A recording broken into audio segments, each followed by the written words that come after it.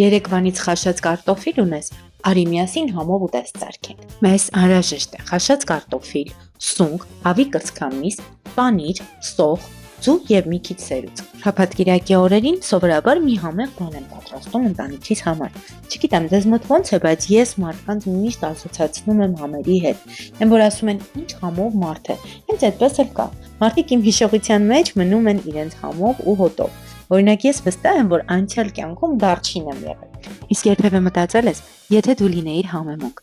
որ համը կլինեիր։ Գուցե կծուչիլի կամ սև պղպեղ։ Այստեղ ես շերտ առ շերտ լցնում եմ սունկը, հավի կրծքամիսը, պանիրը եւ սերուցքը։ Ու դա կրկնում եմ այնքան, մինչեւ ամբողջ մթերքս վերջանա։ Վերջում փակում եմ սերուցքով եւ տեղափոխում եմ ջեռոց։ Բաղադրիչների մանրամասն նկարագրությունը կգտնես հրապարակման բաժնում։ Ու հա, չմոռանաս